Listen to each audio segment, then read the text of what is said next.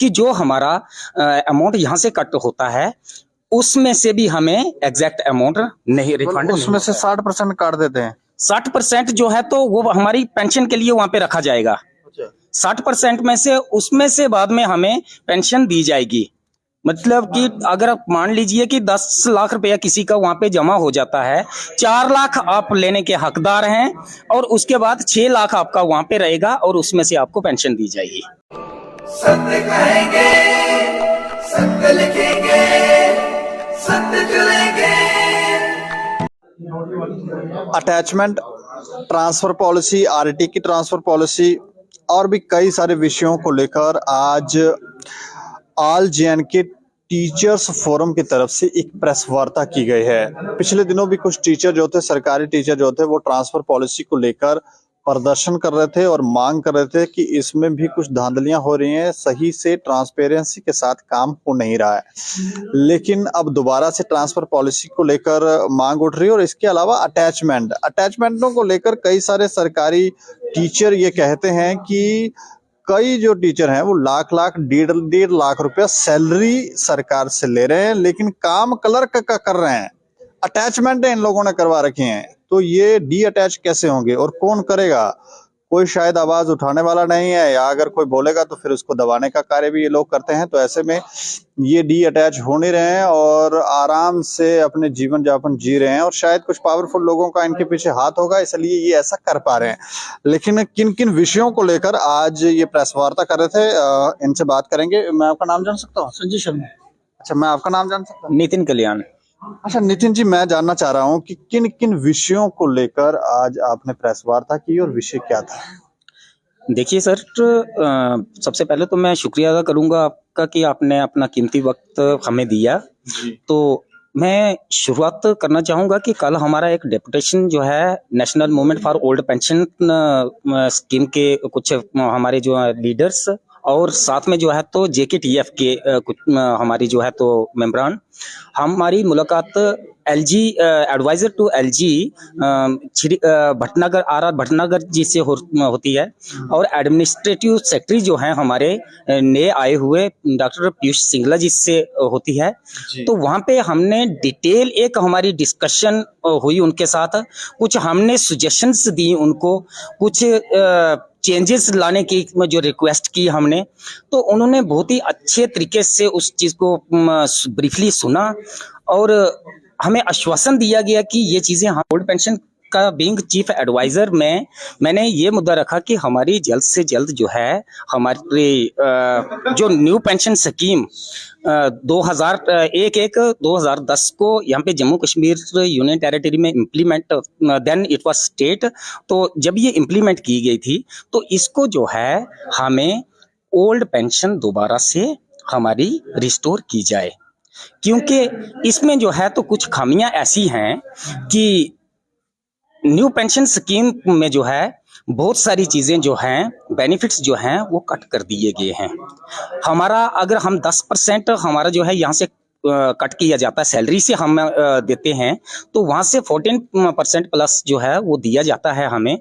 तो ये कलेक्टिवली करके तो लास्ट में हमारे एट द वर्ज ऑफ हमारी रिटायरमेंट पे जो है जो हमें अमाउंट मिलता है वो उसमें मतलब सूटेबल अमाउंट नहीं है, क्योंकि हमें अगर 10% यहाँ से तो 14% वहां से हमें last at the verge of retirement हमें जो है 40% ऑफ आवर टोटल डिडक्शन दी जाती है at the verge of retirement. It means कि जो हमारा अमाउंट यहाँ से कट होता है उसमें से भी हमें एग्जैक्ट अमाउंट नहीं रिफंड, उसमें से 60% काट देते हैं। 60% जो है तो वो हमारी पेंशन के लिए वहां पे रखा जाएगा।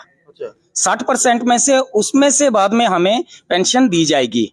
मतलब कि अगर आप मान लीजिए कि 10 लाख रुपया किसी का वहां पे जमा हो जाता है, 4 लाख आप लेने के हकदार हैं और उसके बाद 6 लाख आपका वहां पे रहेगा और उसमें से आपको पेंशन दी जाएगी। ठीक है, उसमें क्या है? लेकिन आप ये देखिए कि एक आदमी जो है उसको तो उनके लिए तो ठीक है, जो अगर 20 साल 25 साल सर्विस देते हैं उनके लिए ठीक है। जैसे कि हमारे कुछ लोग ऐसे हैं जो RETs जिन्होंने 8-8 साल या 10-10 साल वो EVs से RET और RET से परमानेंट हुए और 10 साल उनकी टोटल सर्विस होती है। 10 साल में उनकी डिडक्शन टोटल जो है तो मान लीजिए कि 5 लाख रुपया होती है, उनको 60% 5 में से वहां पे छोड़ के पीछे 2.5 लाख रुपया लेके वो घर आ रहे हैं। तो क्या मतलब आप चाहते हैं कुछ इस तरह का प्रावधान हो, उनके सारे पैसे उनको मिल जाए, पेंशन बंद हो मेरे जाए? कहने का ये है कि अगर ओल्ड पेंशन दी जाती है, हमारे साथी जो हैं तो कुछ लोग हमारे बाद रिटायर होने वाले हैं, उनको ओल्ड पेंशन मिलेगी, क्योंकि अकॉर्डिंग टू देयर एज जो कुछ लोग हमारे मतलब पहले लगे हुए हैं लेकिन एज उनकी छोटी थी, वो हमारे बाद रिटायर होंगे, तो उनको जो है तो ओल्ड पेंशन दी जाएगी। और वो आदमी जो है बेसिक सैलरी का 50% वो लेगा हमारे बाद, उसकी पेंशन उस वक्त 50,000 होगी। हमारी पेंशन जो है उससे जो है किसी की 1500 होगी, किसी की मतलब 2000 2,500 से ऊपर जो है तो किसी भी एनपीएस एम्प्लॉय की इस वक्त पेंशन नहीं बन रही है। तो 2,500 में आप ये बताइए कि जब रिटायरमेंट के बाद वो क्या उससे लेगा, क्या खरीदेगा, क्या उसकी दवाइयां वो अपनी परचेज करने के काबिल होगा? इसमें आप क्या चाह रहे हो, सरकार क्या करे? हम ये कहना चाह रहे हैं कि अगर ओल्ड पेंशन जैसे पहले दी जा रही थी तो कंटिन्यू कीजिए। हमारी 4 से 5 स्टेट्स जो हैं जिस इनमें जो है तो रिस्टोर की गई है, दोबारा से 4 से 5 स्टेट्स में ओल्ड पेंशन रिस्टोर की गई है और वहां पे ओल्ड पेंशन दी जा रही है। तो क्यों ना ऐसा हो कि पूरे जो है होल कंट्री में जो है तो ये सेंट्रल गवर्नमेंट को देखना चाहिए कि वो दोबारा से उस पेंशन को बहाल करें। इससे आपको नहीं लगता सरकार पर बोझ पड़ता है? देखिए यही तो मैं कहना चाह रहा हूं, अगर सरकार पे इस चीज का बोझ पड़ रहा है तो आप देखें कि कोई अच्छा सुझाव दो ना जो सरकार, देखिए मैं ये सुझाव लोगों को फायदेमंद हो, सरकार पे देखिए बर्डन में ना। हमारा अगर आज इलेक्शन हो रहे हैं तो एक हमारा एमएलए या एमपी इलेक्ट होके जा रहा है, असेंबली में जा रहा है, तो 2 दिन या 3 दिन भी वो एमएलए रहता है, चौथे दिन अगर वो उसकी पावर से सीज हो जाती है या री इलेक्शन हो जाते हैं तो he is eligible for pension, उनको पेंशन कंटिन्यू हो जाएगी। गवर्नमेंट को वहां पे सर्विस के लिए दे रहा है, सर्विस कर रहा है और एक इंसान का फ्यूचर बना के दे रहा है, तो वो अगर उसको भीख मांगनी पड़ेगी 60 साल के बाद तो क्या ये जस्टिफाई आप मानोगे इसको कि ये जस्टिस है उसके साथ? चलो इस पे विचार। अच्छा, दूसरा पॉइंट आप फिर दूसरा से जो बताएं। है एक प्रॉपर जो ट्रांसफर पॉलिसी जो है आरईटीज के लिए, आरईटीज टीचर्स जो जब से अपॉइंट हुए हैं, इसमें आरईटी टीचर्स हैं, थर्ड टीचर्स हमारे जो हैं, ये जब से अपॉइंट हुए हैं 2002 से मान लीजिए, जिस स्कूल में इनको अपॉइंट किया गया था उसी स्कूल में ये टिल डेट जो है तो सर्व कर रहे हैं। 20 साल हो गए हैं, कुछ लोग रिटायर हो गए हैं यहाँ से, उनको ट्रांसफर नहीं किया जाएगा। अब इस चीज में जो है तो आप मान लीजिए कि एक ही जगह पे बैठा हुआ एक टीचर तो खुद को कितना वो कर सकता है, इम्प्रूव कर सकता है। उसको एक गवर्नमेंट को ये सोचना चाहिए कि एक प्रॉपर जो है ट्रांसपेरेंट ट्रांसफर पॉलिसी जो है आरईटीज के लिए की जाए, सो दैट अगर ऐसे भी हमें, अगर मैं कहना चाहूंगा कि अगर जरूरत पड़ती है तो हम सुजेस्ट करेंगे कि किस तरीके से ये पॉलिसीज जो हैं करें। और इसमें सबसे मेन चीज ये रहेगी हमारी कि अगर आरईटीज को आरईटीज की जगह पे भी ट्रांसफर किया जाता है, विद इन जोन भी किया जाता है, तो वो भी एक बेटर ऑप्शन है। अगर दिक्कत आती है कि एडजस्टमेंट इनको कि किस तरीके की किया जाएगा, अगर पार्टिकुलर एक डीडीओ हमारा जो है सैलरी तो वही निकालेंगे, और अगर हमारे आरईटीज को एक स्कूल से दूसरे स्कूल में भी अगर वो उसको ट्रांसफर किया जाता है तो वो अपने आप को जो है एक इम्प्रूव करने में और अपनी क्वालिटी इम्प्रूव करने में उसको जो है तो वो एक सक्षम टीचर होगा। अगर 20 साल 30 साल एक टीचर को यही होगा कि मैंने यहीं पे रहना है, यहीं पे वो घर समझ के उसको जो है तो ये ना हो कि उसमें भी दिक्कत आती है। मतलब कोई शिफ्टिंग नहीं है, कुछ शिफ्टिंग नहीं है, कोई बदलाव नहीं हो रहा जीवन में, आ रहे हैं जा रहे हैं। एक चीज मान लीजिए कि एक आदमी अगर 20 साल या 25 साल एक ही जगह पे स्टे है उसका, तो जंग तो लगेगा। तो मैं चाहता हूं कि एक मूवमेंट हो और ट्रांसपेरेंट तरीके से टीचर एक जगह से दूसरी जगह विद इन अगर जोन में भी उसकी ट्रांसफर होती है तो वो एक इम्प्रूव कर सकेगा खुद को, और उसको भी ये लगेगा नहीं मैं एक सर्व कर रहा हूं। ये हो गया दूसरा पॉइंट। दूसरा पॉइंट। ठीक है। उसके बाद जो है हमारे बहुत सारे ऐसे टीचर्स हैं जिनको जो है तो अभी तक कुछ लोगों को रेगुलाइजेशन ही नहीं मिली है, उनको रेगुलाइजेशन भी मिलनी चाहिए। कौन से टीचर हैं? वो भी कुछ जो है तो आरईटीज हैं, रेबरे तालीम, उनमें कुछ जो है तो देखिए दिक्कत भी आ रही है बीच में कि उनकी फाइलें जो हैं तो ऑफिस में पड़ी हुई हैं, लेकिन किसी कारण से अगर उनकी फाइल से जो है आगे तक कभी देखो ऑफिस में डिले हो जाता है, कभी आगे से कभी कोई जो है तो ऑफिसर शिफ्ट हो जाता है, उसके बाद या ट्रांसफर या रिटायर हो जाता है, तो उसके बाद भी ये चीजें जो हैं दिक्कत, और ये भी क्लियरेंस होनी चाहिए। उसके बाद जो है तो प्रमोशंस एक ट्रांसपेरेंट तरीके से हो रहा है जैसे, क्योंकि अब कोई एक वक्त था कि जब कुछ होता था या ना होता था कैसे होता था, अब जो है तो वो एक जो है तो उस चीज को हम अप्रिशिएट करते हैं कि एक ट्रांसपेरेंट तरीके से आज जो है तो ये किया जा रहा है, प्रमोशंस दी जा रही हैं या देखभाल के 2-2 3-3 बार वेरिफिकेशंस करके जो है ये इस चीज को हम अप्रिशिएट करते हैं। लेकिन कुछ जो है हमारी पोस्ट इस वक्त जो है तो वैकेंट पड़ी हुई हैं, तो उनको भी एडमिनिस्ट्रेशन को ये देखना चाहिए कि उन पोस्ट्स को फिलअप किया जाए। अगर मास्टर की एक पोस्ट पे जो है तो टीचर वो काम कर रहा है, अब उसको जो है तो दिक्कत वहां से है कि वो कैसे चलाएगा। एक टीचर अगर मास्टर की जगह पे या पूरे स्कूल का इंचार्ज बना के रखा हुआ है, उसको भी दिक्कत आएगी, क्योंकि वो तो दिक्कत इस तरीके से आएगी कि एक तो शॉर्टेज ऑफ स्टाफ है, तो शॉर्टेज ऑफ स्टाफ से तो हमें उससे जो है तो स्पेशल अगर एक HOI हमारे स्कूल में होगा तो वो स्पेशली अगर उनको एट ए टाइम अगर कोई कॉल आती है ऑफिस से कि हमें जो है तो ये चीज हम आप प्रोवाइड करें या ये डॉक्यूमेंट हमें प्रोवाइड करें, एटलीस्ट वो आदमी इतना तो होगा ना कि उनके पास तो डाटा एक बना हुआ होगा, वो एट ए टाइम जो है तो डाटा अपना वो दे सकते हैं उनको। अब एक टीचर है, एक तो क्लासरूम में बैठा हुआ है बेचारा, उसने पढ़ाना भी है, 8 से 10 पीरियड हमारे बनते हैं डेली के, 8 से 10 पीरियड, बीच में कॉल अगर आ जाती है उसको तो वो ऐसे हो जाता है कि डिस्टर्ब हो जाता है, ना क्लास का रहा ना ऑफिस का रहा, वो करेगा क्या बेचारा उधर से। तो इस तरीके की से जो है हमारे जो पोस्ट्स जो हैं उनको फिलअप किया जाए, प्रमोशंस दी जाए।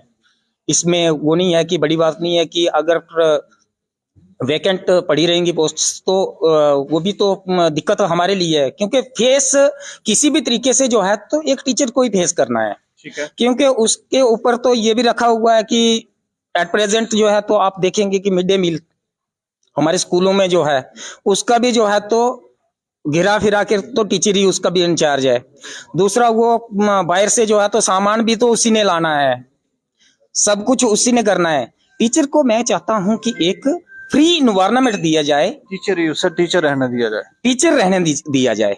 अगर टीचर को टीचर रहना दिया जाएगा तो सर मैं कहता हूं कि एक बेटर फ्यूचर जो है हम बच्चों को दे सकते हैं। अदरवाइज हमारे लिए ये एक सरदर्दी भी बन के रह गई है कि टीचर सस्पेंस में ही रह रहा है कि उसको खाने में उलझा के रखा हुआ है बच्चों को। उसको यही है कि सुबह कल का क्या मैं वो मेनू क्या तैयार करूंगा, कल कैसे बनाऊंगा, क्या करूंगा, कहां से प्रोवाइड करूंगा। दूसरा हमारे जो है तो बिल्स जो हैं, साल में एक बार हमारा बिल निकलता है, जो मिड डे मील वगैरह हमारा है साल में एक बार मार्च महीने में या फरवरी के महीने में हमें दिया जाता है। और एक साल तक हम एक शॉपकीपर को हायर करके उससे सामान लेते हैं, कभी लाख रुपया उसका देने को हो जाता है कभी, और इतने तक भी मैंने जो है तो मैं पर्सनली इस चीज को डील कर रहा हूँ, हमें जेब से भी उस दुकानदार को, क्योंकि आज के जमाने में आप देखोगे कोई भी शॉपकीपर इतना जो है तो वो हाई फाई नहीं है कि लाख रुपए का या 2 लाख का सामान एक स्कूल को वो उधारी पे दे देगा तो साल के बाद वो एक्सपेक्ट करेगा कि वहां से। और फिर डिपो वगैरह से नहीं लेते हैं आप? राशन तो डिपो से मिलेगा, इंग्रेडिएंट्स कहाँ से लेंगे? इंग्रेडिएंट्स तो हमें खुद से लेने हैं ना। तो ये चीजें जो है गवर्नमेंट एक ट्रांसपेरेंट तरीके से अपने, और सो दैट कि टीचर डिस्टर्ब ना हो। मेरे कहने का मतलब है कि टीचर को टीचर रहने दिए जाए और उसको डिस्टर्बेंस से उस माहौल से बाहर निकाला जाए। क्योंकि अगला पॉइंट, अगला दूसरा जो है तो बहुत सारे जैसे जो है तो न्यू सब्जेक्ट्स हमारे जो इंट्रोड्यूस हो रहे हैं, 10th 12th में 10th 12th में, उनके लिए भी जो है तो हमारे टीचर्स जो हैं ऐसे एलिजिबल जो हैं क्वालिफिकेशन लिए हुए हैं टीचर्स बैठे हुए हैं, उनको स्पेशली किया जाए उस जगह पे। सब्जेक्ट्स हर स्कूल में दिया जाए, जो भी सब्जेक्ट अगर आप नया इंट्रोड्यूस कर रहे हो तो हर जगह पे दिया जाए ना, हर स्कूल में दिया जाए। अब एक जो है तो स्कूल में हिंदी का सब्जेक्ट नहीं है, तो दूसरे स्कूल से जो है तो मतलब दूसरी जगह से उठ के तो बच्चों को हिंदी वाले जो हिंदी विलिंग है कि मैं हिंदी पढ़ना चाहूंगा, तो उस बच्चे को जो है तो अपने नजदीक वाली +2 का या हायर सेकेंडरी स्कूल छोड़ के तो दूसरे स्कूल में जाना पड़ेगा। तो ये चीज जो है तो अवेलेबिलिटी होनी चाहिए हमारे पास। दूसरा जो है तो स्टाफ उस पर्टिकुलर सब्जेक्ट का जो है तो टीचर हमारे पास अवेलेबल होना चाहिए, तो तब जाके तो एक सक्सेसफुल हमारा जो है ये मुद्दा हो सकता है। अदरवाइज हम जितने भी कोशिश करें, एक टीचर जो है तब तक कुछ नहीं कर पाएगा। हमें एडमिनिस्ट्रेटिव जो है हमारे एडमिनिस्ट्रेशन है उसको भी हमारे साथ जो है साथ देना होगा, तब जाके एक टीचर जो है सक्सेसफुली इस जो है मुद्दे को आगे लेके जा सकता है। Otherwise it's very difficult. हम जितनी कोशिश करें, जितनी बड़ी क्वालिफिकेशन गेन कर लेंगे, जब तक हमें प्रॉपर हमारा काम करने में हमें फ्रीडम नहीं होगी, तब तक ये मुझे लगता है कि ये काम जो है तो कोई टीचर का, मैं सब ये कहना चाहूँ कि टीचर का काम कोई आसान नहीं है जितना ये इसलिए हानन फानन कहा जाता है कि हाँ जी सैलरी दी जाती है वो। अगर आप, मैं आपको रिक्वेस्ट करूंगा कि कभी आप आके एक स्कूल में, हमारे स्कूल में आके हमारे साथ 2 से 3 घंटे गुजार के दिखाएं, मैं देखूंगा कि आप क्या महसूस करोगे वहां पे। अगर 100 बच्चों के साथ 4 टीचर्स और 4 विद इन 4 क्लासरूम्स आप बैठ के देखोगे, 3 क्लासें हमारी एक रूम में बैठी होंगी और टीचर कैसे टैकल करता है। दूसरा, ना ही तो हम बच्चे को डांट सकते हैं, बैठाना भी प्यार से है, और आप ये सब समझ लीजिए कि आपके भी बच्चे होंगे, 2 बच्चों को घर में टैकल करना कितना मुश्किल है। फिर 80 जो है तो 80 घरों से आए हैं और अलग अलग एनवायरनमेंट से बच्चे आए हैं, उनके साथ टीचर कैसे टैकल करेगा, वो ये के साथ हो जाता। अगला पॉइंट, तो उसके बाद जो है तो पोस्ट ग्रेजुएट्स जो हमारे हैं, जैसे RETs में हुए जर्नल लाइंस, तो इनको जो है तो जैसे दिया जा रहा है कि नीड बेस पे अगर हाई सेकेंडरी में लिया जाता है, तो इनको क्यों ना हम, अगर नीड बेस पे हाई सेकेंडरी में हम लोग पढ़ा रहे हैं, कोई पॉलिटिकल का मास्टर डिग्री लिए हुआ है, कोई इन्वायरमेंटल साइंस में लिए हुए हैं, तो वो जाके वहां पे अगर पढ़ा रहे हैं, क्यों ना कि इनको भी मौका दिया जाए कि जब प्रमोशन दी जाती है तो डायरेक्टली इनको इंचार्ज लेक्चरर बना के अगर दिया जाए, तो अगर एक सक्षम है, कंपिटेंट है टीचर, तो उसको क्यों ना इंचार्ज लेक्चरर बना के तो वहां पे लिया जाए। तो ये चीजें हमारी जो है तो डिटेल डिस्कशन में हमारे इनके साथ हुई। तो एक और पॉइंट अटैचमेंट का लेकर कई सारे लोग कहते हैं, कोई कहता है ये डायरेक्टोरेट ऑफ स्कूल एजुकेशन में कुछ टीचर जो है वो अटैच किए हुए हैं, कोई कहीं अटैच किए हुए हैं, लाखों लाखों सैलरियां ले रहे हैं, काम क्लर्कों का कर रहे हैं, जितनी सैलरी ये लेते हैं उतने में 4-5 क्लर्क आ जाते हैं। तो ये क्या चल रहा है, ये कोई मजाक हो रहा है, ऐसा है चीजें? देखो, ऐसा तो फिलहाल अगर पहले होता भी था, अब काफी हद तक ये चीजें जो है तो एडमिनिस्ट्रेशन ने कम की है। अभी भी शिकायतें हैं थोड़ी बहुत ही। अगर ये शिकायतें हैं तो मैं ये भी अपने एडमिनिस्ट्रेटिव जो हमारे हैं बटन ऑफिसर्स हैं, सिंगला सर हैं, तो इनसे भी रिक्वेस्ट करूंगा, अपने डायरेक्टर स्कूल एजुकेशन जम्मू से भी रिक्वेस्ट करूंगा, कश्मीर से भी रिक्वेस्ट करूंगा, अगर ऐसा जो है तो इनको प्लीज टीचर्स को जो है तो अगर शॉर्टेज अगर स्कूलों में हम पे फील हो रही है स्टाफ की, तो इनको जो है तो सेटबैक इनको वापस भेजा जाए, सो दैट कि हमारा जो है सफर ना हो स्कूल का। सबसे हमारा पर्पस जो है तो स्कूल हमारा सफर नहीं होना चाहिए। तो ये चीजें हैं। तो बाकी जो है तो थैंक यू आपका, आपने बहुत अपना टाइम, मुझे लगता है काफी डिटेल में इन्होंने बताया कि क्या क्या परेशानियां जो है टीचरों का है, किन मांगों को लेकर ये एडवाइजर और एजुकेशन सेक्रेटरी के साथ इनकी मुलाकात हुई थी, और आज इन्होंने प्रेस वार्ता कर कर भी ये बातें रखी हैं और इन्होंने डिटेल में बताया, पॉइंट इन्होंने बताई। इसमें एक अटैचमेंट वाला पॉइंट जो है वो हमें कई बार टीचर्स जो हैं वो स्वयं कॉल करते हैं और कहते हैं कि काफ़ी ज़्यादा प्रॉब्लम है कि लाख रुपया 1.5 लाख रुपए सैलरी ले रहे हैं और काम क्लर्कों वाले कर रहे हैं। तो ये थोड़ा सा हमें लगता है कि सरकार यहाँ भी ध्यान दे और इनके पॉइंट्स को भी ध्यान दे। अगर उसमें लगता है कि कुछ सही फैसले लेने की जरूरत है तो लिए जाएं, ताकि आने वाली पीढ़ी जो है वो सशक्त हो सके। इस चर्चा के ऊपर आप राय रखें और देखते रहें दैनिक समाचार। मुझे और मेरे सहयोगी राजीव गुप्ता को दें इजाजत। नमस्कार।